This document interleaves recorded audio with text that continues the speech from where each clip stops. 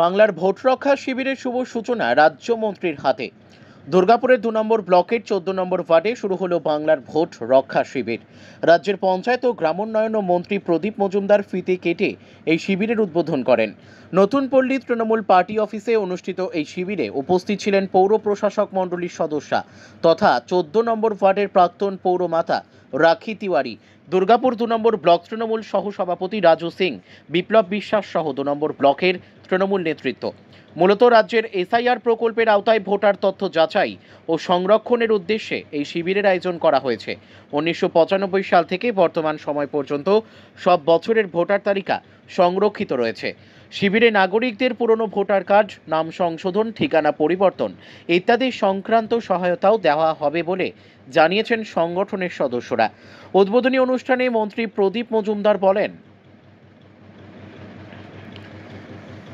14 নম্বর ওয়ার্ডের এই উদ্যোগকে কেন্দ্র করে এলাকায় তৈরি হয়েছে উৎসবমুখর পরিবেশ।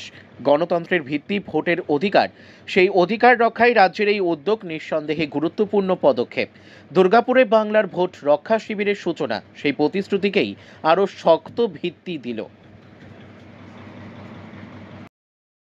রক্ষা শিবির কি হবে এখানে? আজকে আমরা বাংলার ভোট রক্ষা শিবির ওপেনিং হলো। আমাদের মন্ত্রী মশাই প্রদীপ মজুমদার স্যার এসে ওপেনিং করলেন।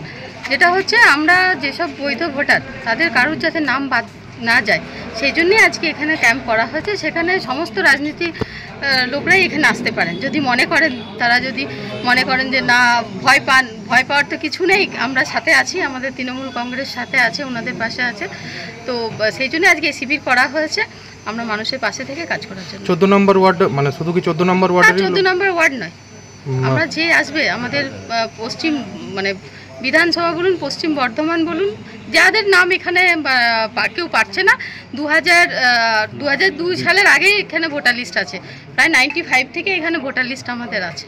তো সেই লিস্ট অনুযায়ী আমরা মানুষের পাশে থেকে কাজ করব। মানে যে কোনো দলের লোক আসবে সেটাকে আপনারা সহায়তা করবেন? একদম, আমরা সহায়তা শুধু এটা নয়, এটা একটা মেন ক্যাম্প করে আমাদের যে সব পার্টি অফিস আছে, নৈমনগর, আনন্দনগর, সব অফিসে আমাদের লোক থাকবে, সেখানে গিয়েও ওনারা হেল্প নিতে পারেন। কটা বুথ আছে টোটাল? কটা বুথ আছে আমাদের এখানে? 16টা বুথ 14 নম্বর ওয়ার্ডে।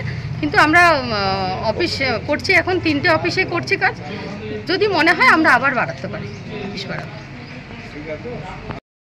কি বলবেন? এই তো আজ থেকে এসআইআর এর নিরীক্ষণ শুরু হলো। বিএলওরা এসছেন এখানে 15 নম্বর ওয়ার্ডে, সব জায়গায় বিএলওরা এসছেন, আমাদের 14 নম্বর ওয়ার্ডে। আর বিএলএরাও আমাদের বিএলএ 2 সব জায়গায় প্রস্তুত আছেন, তাদের প্রশিক্ষণ হয়েছে, তারা সহায়তা করতে এক পায়ে দাঁড়িয়ে। কিন্তু আজকে বিএলও যারা এসছেন তাদের সীমিত সংখ্যায় আবেদনপত্র যা এনুমারেশন ফর্ম পেয়েছেন, সেই জন্যে খুব কাজটা শুরু হয়েছে আজকে। এখনও অবধি এখানে কোনো ব্যতিক্রমী পাইনি। সারা ব্লক মিলিয়ে বিভিন্ন জায়গায় 4-5 জায়গায় বিএলওরা আমরা দেখছি যে তারা আসেননি। অনেকে বলছেন বিকেলবেলা আমরা কিট পাবো তারপরে আসবো। কেউ বলছেন যে আমি তো অলরেডি বলে দিয়েছি যে আমি করব না, নতুন নাম এসছে, তারা এখনো নিয়োগপত্র পান। এরকম 5-6টা জায়গা হয়েছে। নিয়ে খুব আতঙ্ক এটা মানুষের মধ্যে। হ্যাঁ, আতঙ্ক তৈরি করেছেন যারা বলছেন এত কোটি নাম বাদ দেবো, 2002-এ নাম না থাকলে, বাবা মায়ের নাম না থাকলে যাদের এখানে আশ্রয় দেওয়া হয়েছে তাদের নাম বাদ যাবে। আবার কেউ কেউ বলছেন যে আমরা যা আইন করেছি ভোটার লিস্টে নাম বাদ গেলেও আমরা ধাক্কা মেরে বিদেশে পাঠাবো না।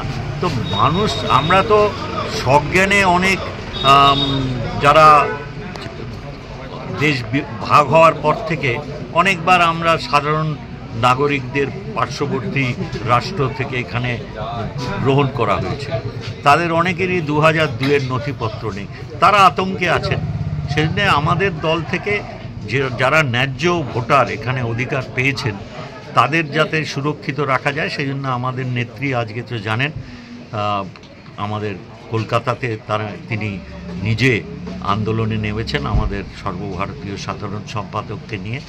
আমরা আইন মেনে যতদূর সম্ভব আমাদের নাগরিকরা যাতে সন্ত্রস্ত না হন, অকারণ কেউ আতঙ্কে না থাকেন, সেই চেষ্টায় আমাদের রাজ্যের প্রত্যেকটি বুথে আমাদের সহকর্মীরা আজকে সজাগভাবে লক্ষ্য রাখছেন এবং যারা আমাদের স্থানীয় নেতৃত্ব তারাও দেখছেন বিভিন্ন জায়গায় আমাদের কর্পোরেশন এলাকায় প্রতি ওয়ার্ডে এই ধরনের শিবির হয়েছে, যেখানে প্রয়োজন সেখানে আরও শিবির বাড়ানো হবে।